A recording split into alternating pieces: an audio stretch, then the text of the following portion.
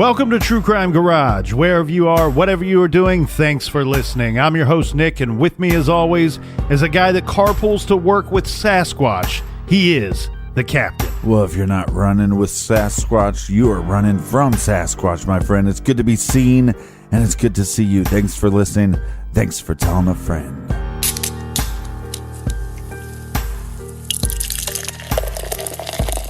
Tonight we are drinking Lorelei barrel-aged extra maple by the brilliant folks at Omnipollo Brewing in beautiful Stockholm, Sweden. Garage grade 4.5 bottle caps out of 5. This is an imperial porter, and just like Trent Reznor said, it is as black as your soul, but very, very delicious. Taste of coffee, hazelnuts, and of course, maple syrup. And this bad boy was brought to us by these good folks. First up, we have Christy in Massachusetts. And a big shout out to Julia Gulia from Hagerstown, Maryland. And how about a big southern cheers to Natalie in Roswell, Georgia. Cheers, mates. And a big we like your jib to Anthony in Brighton, Colorado. And here's a very long distance high five to Kate in Dubai. And last but not least, we have Amanda in McKinney, Texas.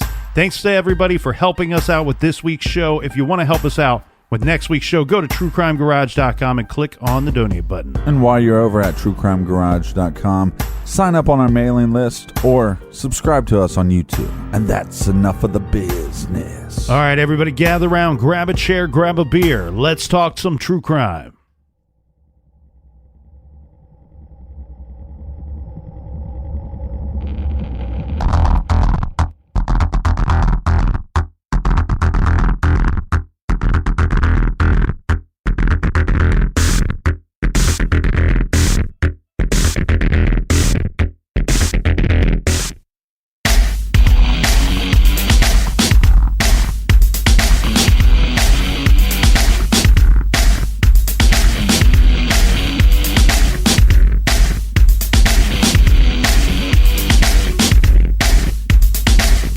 This is True Crime Garage, and the following is by far not your typical missing persons case.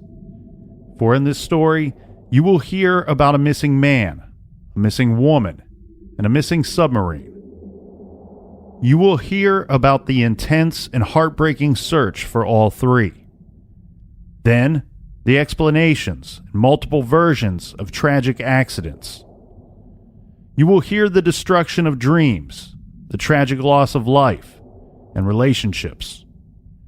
You will hear the gruesome discoveries, the morbid details, as we dive into the deep waters and into madness. This is the case that has been called the most spectacular case in Danish history.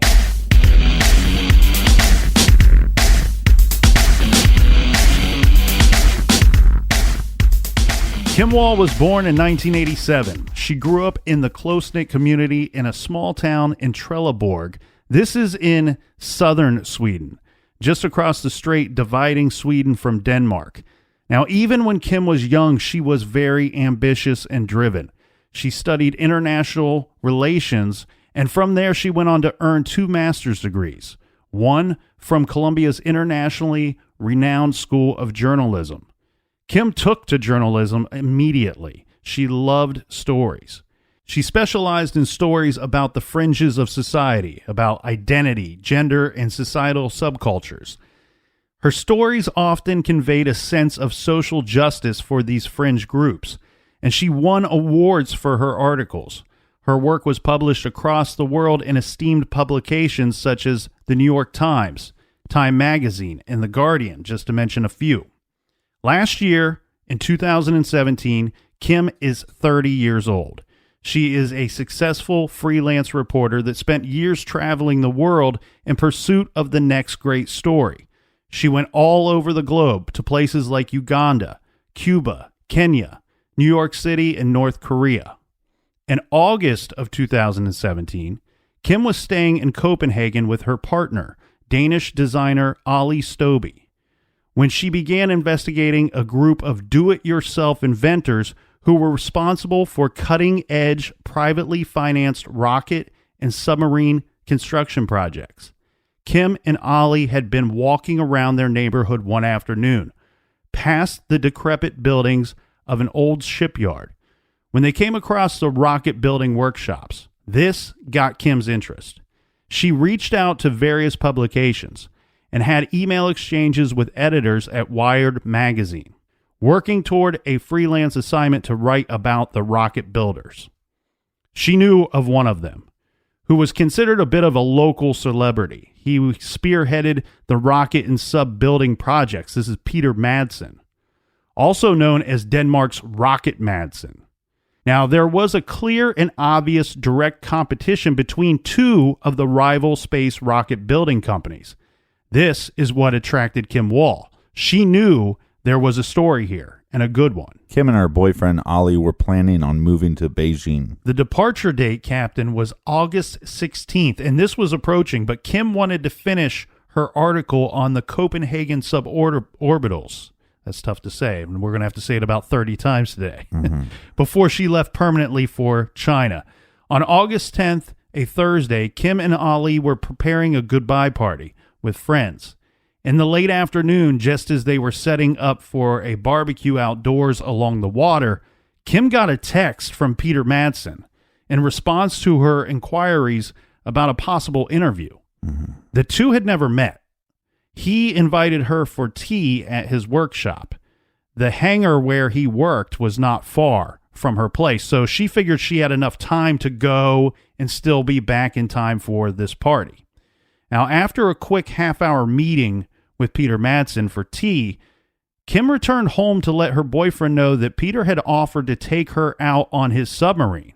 She said that over tea, Peter had been, quote, all over the place, and that she was nervous to go on the submarine with him, but it was a big opportunity.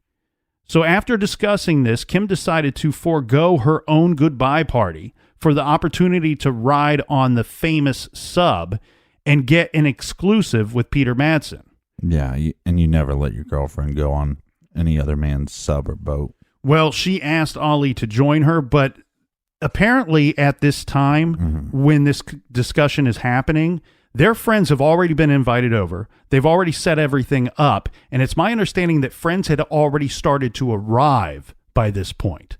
So Ali says, hey, look, we got all these people coming over. If we both go, we're really doing a disservice to our friends here. Well, it shows you how passionate about her craft Kim was. She's going to drop everything, cut everybody out of her life in this one moment so she can go get her story. Right. Potentially missing most of or all of a goodbye party for her when she's planning to move very far away just 6 days later. So I want to discuss this submarine real quick because it's a bit of a big deal for many reasons. Because this is what made Peter Madsen become a minor celebrity, let's say. The May 2008 launch of this submarine made him a minor celebrity. This was manufactured by the Suborbital Company, which was founded by him and another guy. Now, the submarine that they made, they named it the UC-3 Nautilus. It's an awful name. This is, or at least at the time... Hold on. If you're going to name a submarine, what's it going to be? Oh, I have never thought about naming a submarine. 1, 2, 3, go. Believe land. You can't have the word land in any water. That's what makes it so, that's what makes it so good. Yeah. Good job. I don't know. I have no idea. That's why I don't name submarines. So, but the thing here, Captain, the Nautilus, at one time, or maybe still to this day, it was the world's biggest privately built submarine. Right. The UC-3 is a 58-foot sub weighing 40 tons, built from donated iron and other parts. It's diesel/electric, and the interior featured a galley, bathroom, bunks, mess area, bridge, and engine room. Do we know the square footage of this? I do not, but 58 foot is a decent sized sub from my understanding, but regardless, we've all seen The Hunt for Red October and Under Siege, and well, I don't think that took place in a sub. Maybe at some point it did, but regardless, we know that this is confined space, okay? And even though that it's 58 foot, we discussed the rooms that were there. You know, the galley, which you would expect, which is basically a kitchen. You have the bathroom, bunks. Note that they state bunks instead of bedroom. So that should give you an idea that it's a small, confined space. Right. Now, Kim set off to meet Peter at the submarine. She was wearing an orange fleece, a skirt, and a pair of white sneakers. Apparently, these sneakers were special to her in a way. Like, these were something that she always wore when she went out on these different reporting journeys. Like her lucky sneakers. Maybe lucky sneakers, part of the uniform kind of deal. You know, people have that thing going on. Around 7 p.m., she texts the boyfriend some photos. And this was of the submarine. She also texts photos of the windmills in the water and herself at the steering wheel. These photos of Kim and Peter were in some of these photos as well. And I guess they can be found online. I've only been able to find one or two of them, not all that I have listed here. But yeah, I've seen a few. An article that I found stated that you could find these pretty easily. Now, Kim continued to text Ollie periodically, with her last text reading, "I'm still alive, by the way, but going down now. I love you." He brought coffee, meaning he is Peter Madsen, brought coffee and cookies, though. A while later, Ollie was at the barbecue with all the friends, and one of the friends comes up to him and says, "Hey, Ollie, look," and points out off into the water where he could see the submarine setting off to sea, and Kim is waving toward him from the hatch. The goodbye party went late and continued later on at a nearby bar. And since Kim had promised to be gone for only a couple of hours, Ollie did begin to get apprehensive about the fact that he had not heard from her since the time of seeing her wave to him in the distance. The two were supposed to leave for a wedding very early the next morning, and it was unlike Kim to not stay in touch. His thoughts, and this is where my head would go to, is perhaps there's no cell service. I mean, you're in a submarine, you know, at the bottom of the sea, right? Right.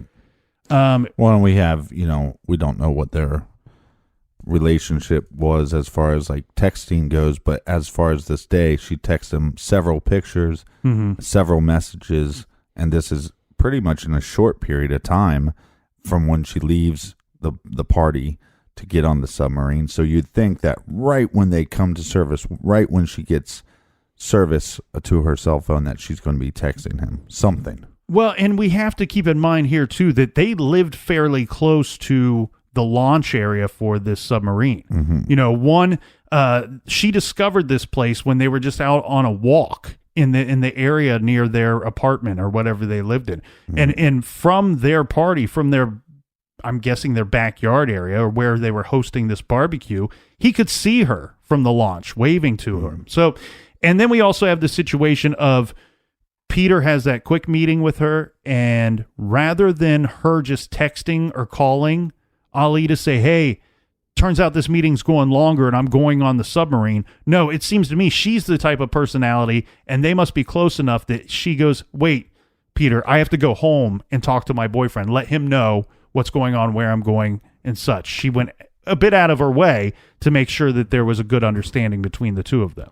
Well, and remember, they have a wedding they have to leave for early in the morning. And I don't know what time they have to leave, but you'd assume that she needs to get home so she can get ready. I don't know if she packed. Most people packed the night before. So you'd think that would be something else on her plate that she had to do. Yeah, and she took off, like I said, around like 7 p.m. So, she texted him photos at 7 p.m. saying, "We're getting ready to go under." And she was only supposed to be gone for a couple of hours, or at least so she told him.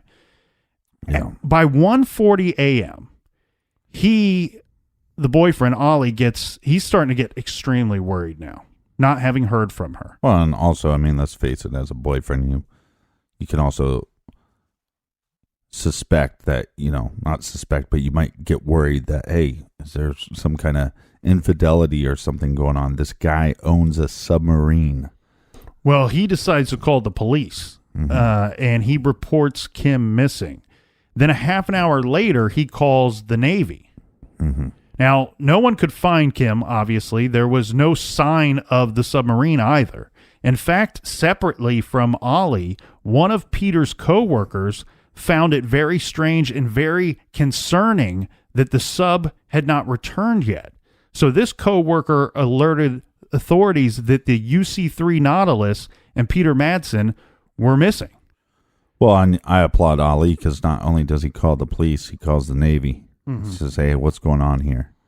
Well, and you know what's, this is kind of a little out of bounds, but when we were discussing this case last week, the first thing that obviously jumps off the page, we've never discussed a missing submarine before. We've talked about missing individuals, missing adults, children, vehicles of all types. The first thing being the submarine. Who would even know where to begin? Thank God you got the Navy you can call. Well, you start by looking in the water. Well, a search for the submarine started and the two missing individuals as well. This began around 4 a.m. that morning. Now, they used helicopters and ships to begin the search, searching waters around Copenhagen.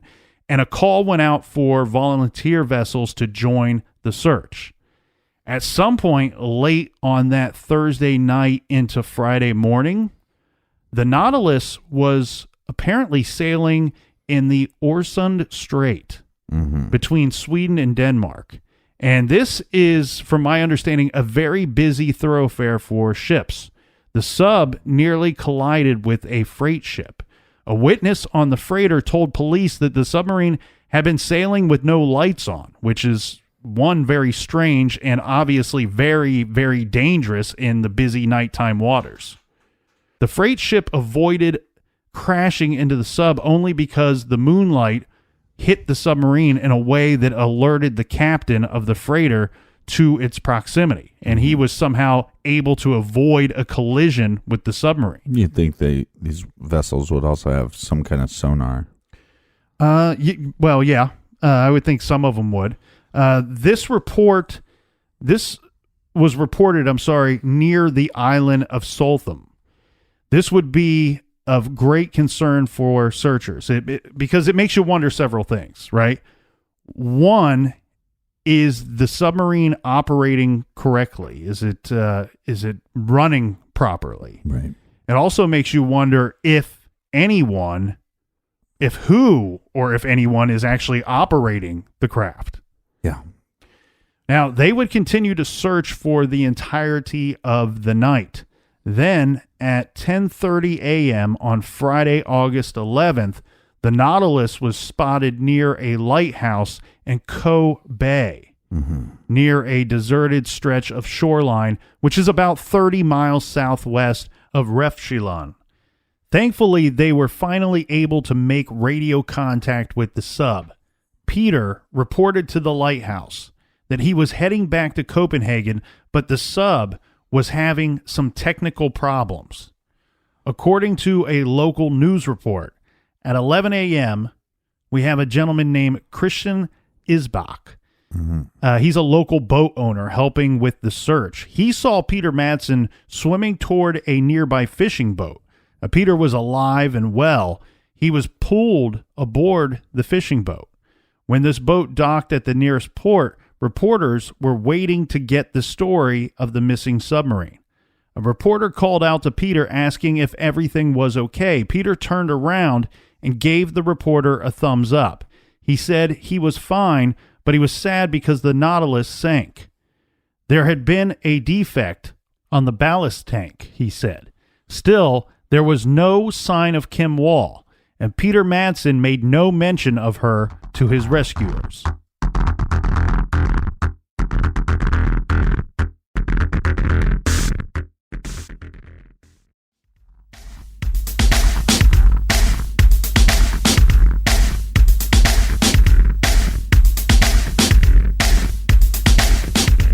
All right. Cheers, mate.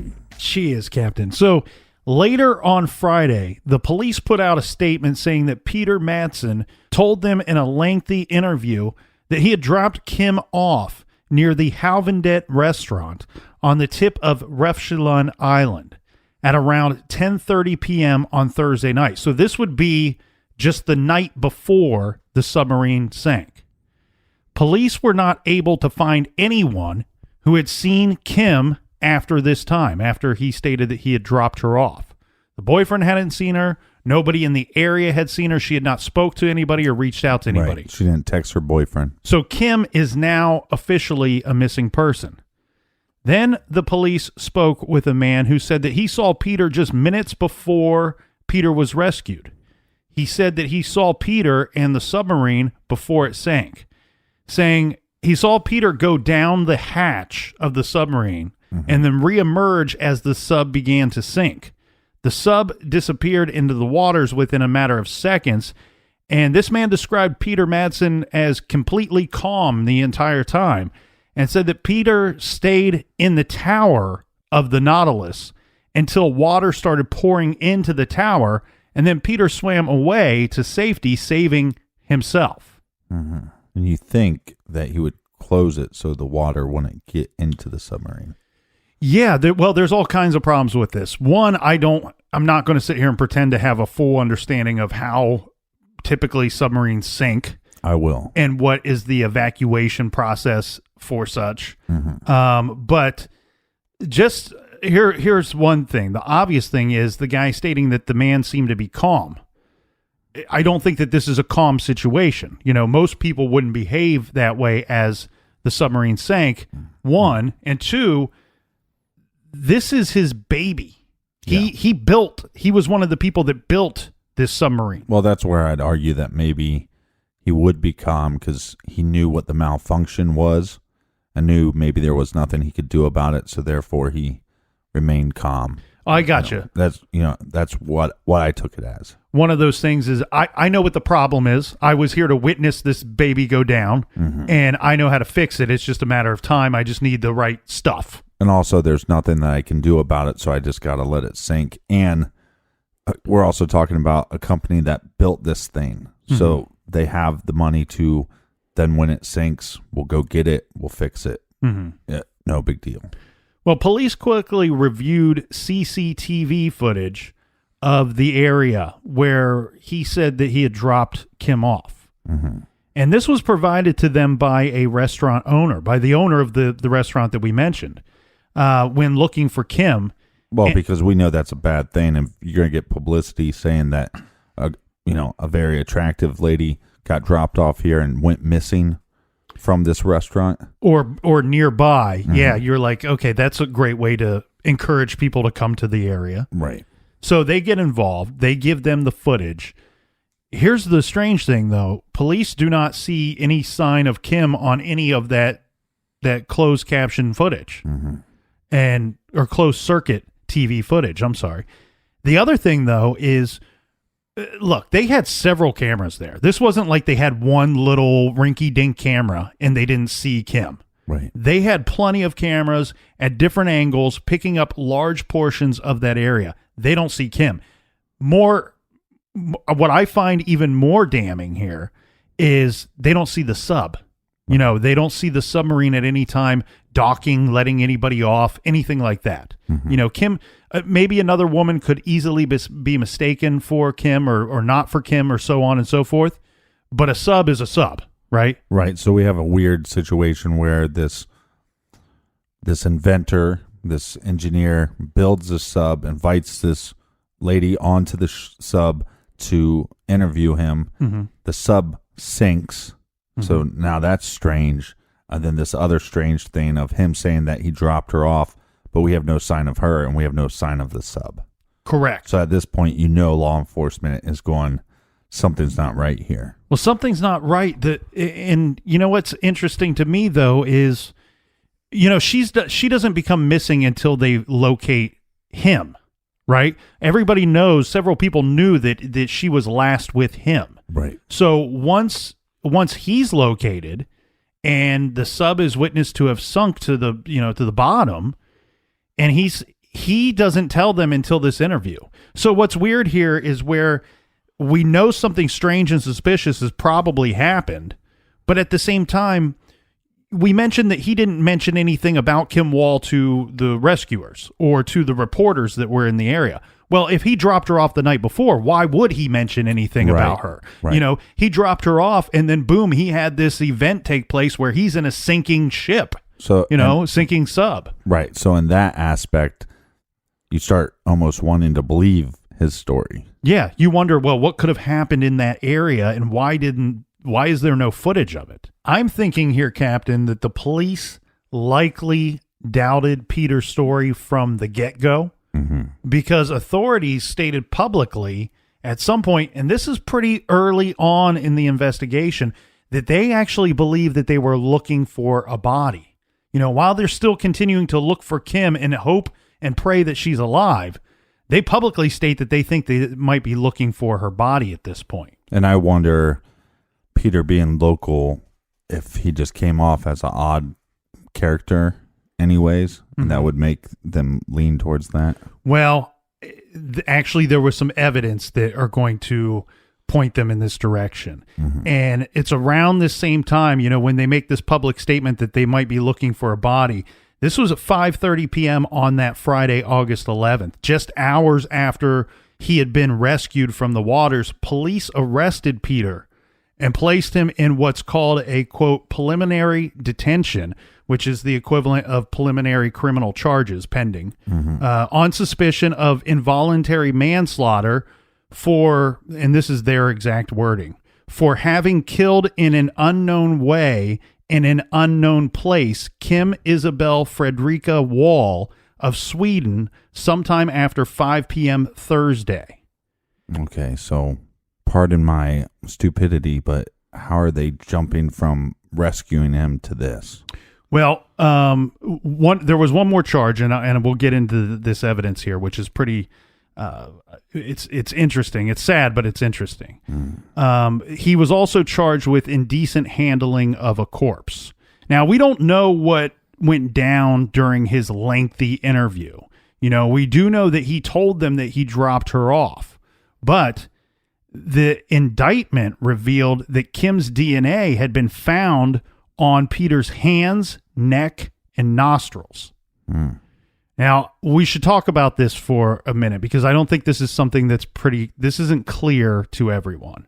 So when somebody kills somebody and it's in a manner that it's up close and personal, obviously you're going to get blood and evidence of that victim on yourself, okay? Or on the perpetrator will.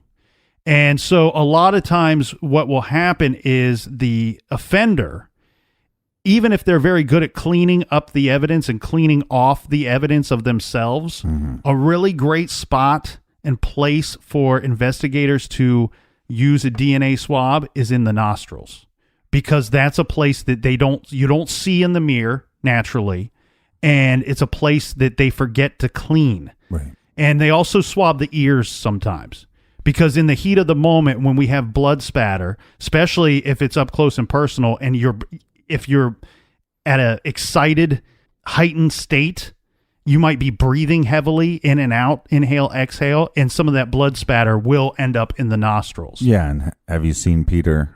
Have I seen him? Yeah. Yeah, I've seen pictures of so Peter. One, he might have the world's largest dick nose, and then two, he probably shouldn't have been working on submarines. He could have probably been flying around with those giant ears he has. Well, one thing that was weird about this, there's a well-known photo of Peter, and this is when he's speaking to an officer immediately upon docking with the fishing boat that rescued him. And in this photo, you can find this online, and you can zoom in, and you can see what appears to be either a cut or a drop of blood on his nose. And you can also see that he has a dark substance underneath his fingernails. When he was examined at the hospital, they did find scratches that were visible on his arms. He attributed these to injuries that came from being on the submarine as it was sinking. The authorities were able to raise the Nautilus from the depths. Turns out it was only 22 feet down. They emptied it of water and they searched the sub. They did not find Kim. They determined that the submarine had been deliberately sank. And the local media began to speculate that Peter attempted to cover up a bigger crime. Right. This speculation increased when the chief homicide investigator for the Copenhagen police said that coagulated blood was found inside the Nautilus and later was determined to belong to that of Kim Wall. The DNA that they found on him during the investigation or during the interrogation, how did they do this DNA test so quickly? That I don't know. But it was done relatively fast. Well, okay, so let's talk about that because, when you have, let's say somebody breaks into your home and they find blood at the scene, like maybe they broke they cut themselves on some glass breaking into your house. Mm-hmm. And when they take, from my experience, having worked in security, usually there's been times where we have submitted and said, hey, look, we believe this is the DNA or evidence of the person that committed this crime. Mm-hmm. They'll take it, they'll add it to the report, they'll add it to the file with the caveat of telling you that you do know that if we do check this at all, it could be years. It's because it's a break-in. It's a lower level crime. Nobody was harmed in the committing of that crime or killed. Yeah. And we saw this here specifically in Columbus when that real piece of shit asshole abducted that woman outside of her work for no reason other than to rape and kill her. Right. And we saw how quickly they were able to provide the DNA results to that test. Right. They were on to him pretty quick. They found plenty of evidence of him at the scene where they found her body. And eventually, we heard what? Was it a day or 48 hours? It was very quick. Very quick. So I think that we're seeing a similar situation here. Plus, these different areas operate differently. We're also talking about an area that has an incredibly, incredibly low murder rate, like to the point that it's so low that it's hard to even compare it to anything here. Mm-hmm. Okay, so they may not have as many things waiting in line to be checked or to be tested. Right, but it's either way, it's impressive. It is impressive. I agree with that. So now we're left with the big question of what happened to Kim Wall. Mm-hmm. We know that she was due to go on this submarine. She sent pictures of herself on there. She's waving goodbye to her boyfriend as they take off. Mm-hmm. This guy that's manning the boat, I'm going to keep referring to it as a boat, but this guy, it's called a submarine. The guy that's Peter Madsen says he drops her off. Obviously, he didn't drop her off. They find evidence to the fact that she was either injured or killed in that submarine. Yeah, and evidence that maybe she fought back. Yes. And even now that they've found and located the sub, we still don't have Kim Wall. Now, her parents, of course, were extremely devastated by their daughter's missing person status. And they issued a statement that read, quote, "It is with great concern that we, her family, received the news that Kim is missing after an interview with Peter Madsen in Denmark. We sincerely hope that she will be found and that she is well." Now, the very strange thing here, though, too, Captain, is that we talked about Kim's resume as a journalist, as somebody that traveled all over the place. I mean, she went to she took on very dangerous assignments in foreign places over the years. And it's so hard to believe. And I can't imagine that anyone thought that she could be a victim in her own land after having gone to all these dangerous corners of the world in her own land, where it's considered to be one of the safest in the world. Well, it's just, like I said before, her passion for her job and her craft, it's pretty inspiring. Well, the next day, so this is August 12th now, this is in a courtroom appearance in the involuntary manslaughter charge. Peter told the court that Kim had actually accidentally died on board in a, quote, terrible accident. He said that a 150-pound hatch had fallen and hit her on the head. She then fell to the bottom of the tower with a fatal head injury. Peter Madsen said that he panicked at that point and he used a rope to drag Kim's body up and out of the submarine, to which then he said he buried it at sea. Okay. Okay, so one, buried it at sea. Does that mean he just put it in the water? Sounds put to the body me in the water. like it's a tossed her overboard situation. And I never understand these people that say it's an accident and I freaked out. So I buried the body, or look, tossed it out into the ocean. Right. If I'm in my submarine, because I only have like 3 or 4 of them, but when I'm in the big one, if there was an accident and I freaked out, you know what that freak out is going to consist of? Me not going around the body, me calling the cops, right? Me calling an ambulance. That's me freaking out. Right. Me, what's not freaking out is when you can grab the body, you can touch the body, you can move the body. That's not freaking out. Mm-hmm. That's you being a piece of shit. Well, and I think that's right, though. I mean, that would be the expected natural behavior and reaction to a horrible accident. You would go to the person, see if you can aid them and help them in any way, and once that's determined that it's too late for that, right? It's get them some real help, get them to another place, get them in a better space. Well, I'm calling 911 right away, anyways, because what am I going to help them with? Well, the thing here is, and we've seen this in several other cases. Okay, this is, in Peter's defense, at least a more believable story, given the information and the evidence that they now have. Right, but you can't believe him at this point because we do have evidence that he sank his own submarine. Mm-hmm. We have evidence that he lied about where he dropped her off. Right. So to then all of a sudden believe this story, which doesn't point much guilt towards him, you go, wait a second. And it's for all those reasons that the authorities didn't have any, they very obviously weren't buying what he was selling, trying to sell them. They were not going to release this guy, which only makes sense. Like you said, by his own statements, we know that he's lied at least once. And now he's admitting some form of guilt of getting rid of this corpse. Right. And we have evidence of her fighting you. We have evidence of her DNA being in your nostrils. It doesn't happen if she just dies from an accident. Well, as we said, Captain, the police pretty much arrested Peter Madsen right away, as they believed that he harmed or killed Kim very early on. Well, they searched his computers shortly after they arrest him.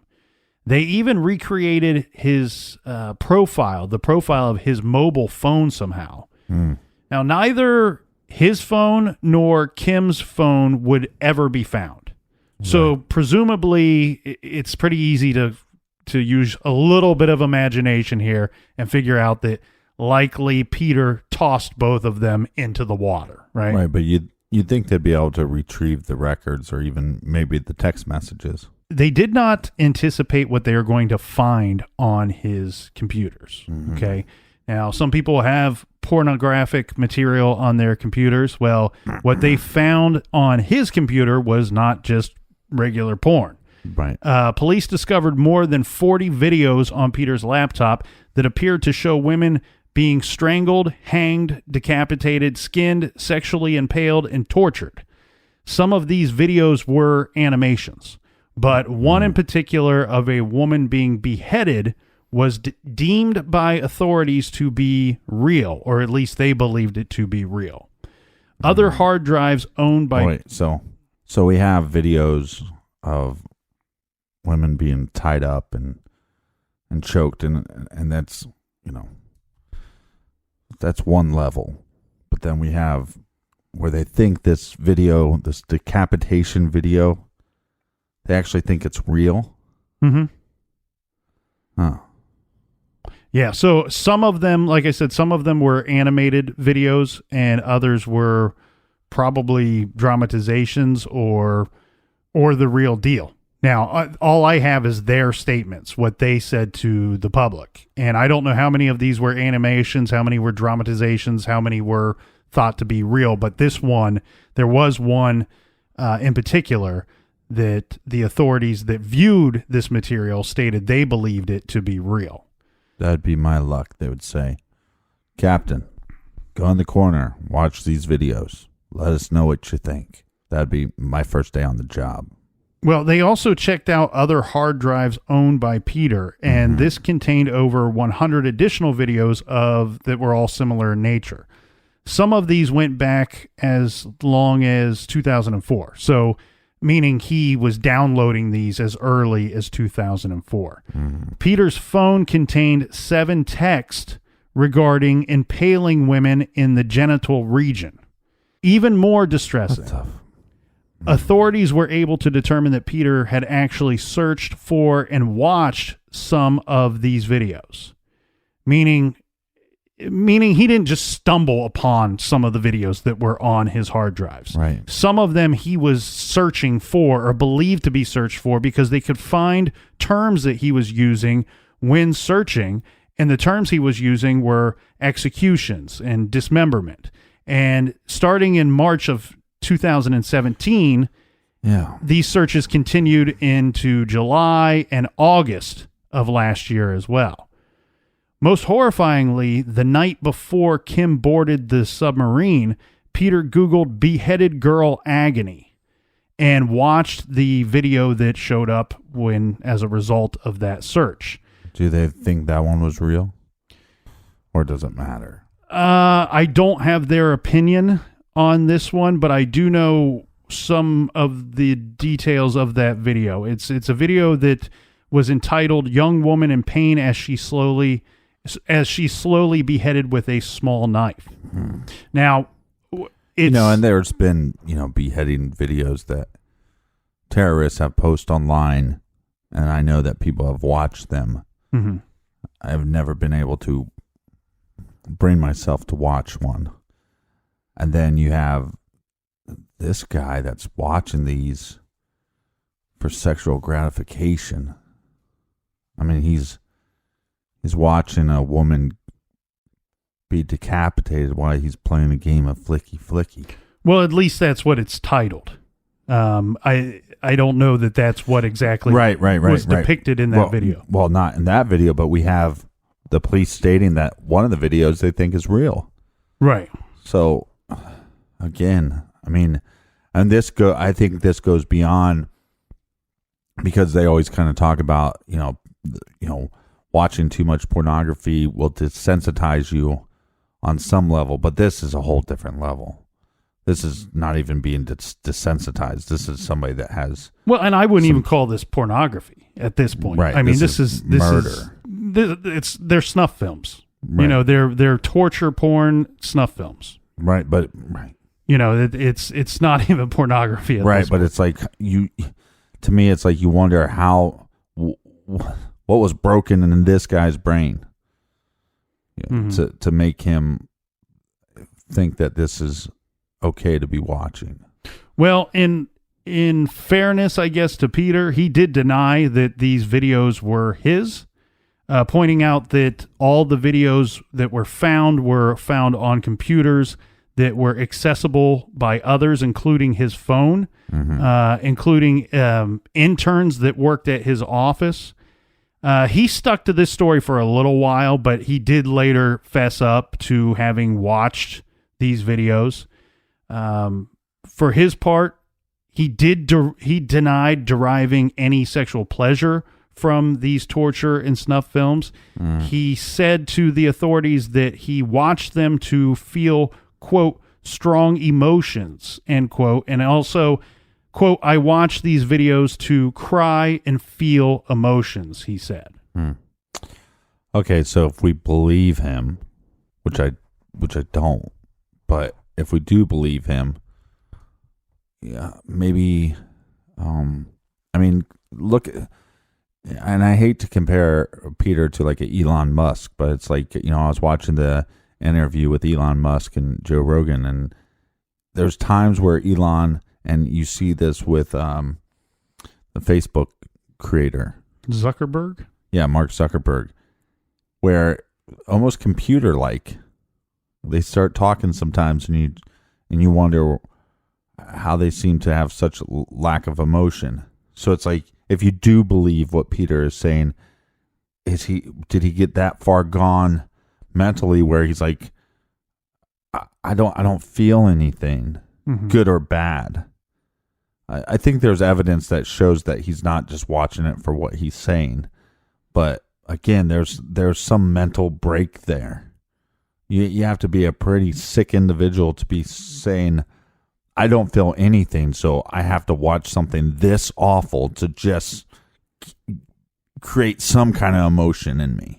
Well, if we're to believe him, that means he's dead inside.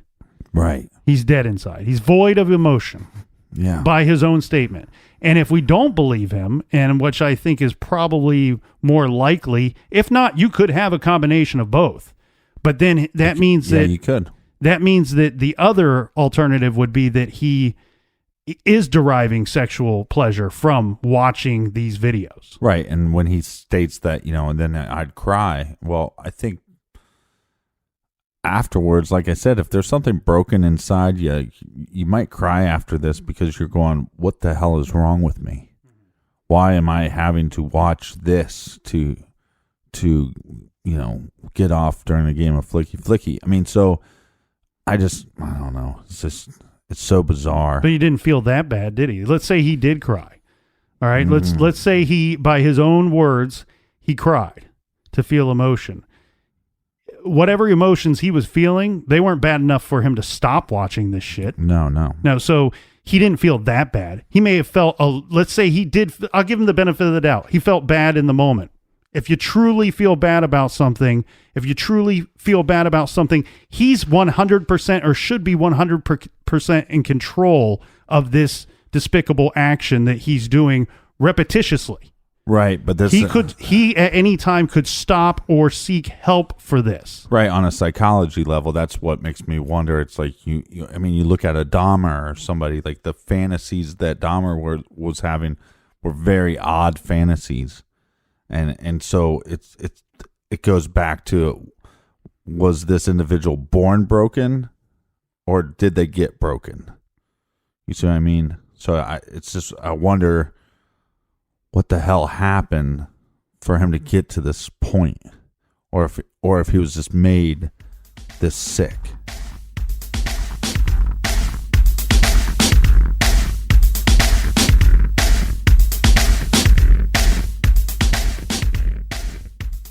So hopefully everybody is all caught up on all of our episodes. If not, it's very easy. They are available to you for free, all of the old episodes on the Stitcher app. We'll have the conclusion of Kim Wall's case tomorrow. Until then, be good, be kind, and don't litter.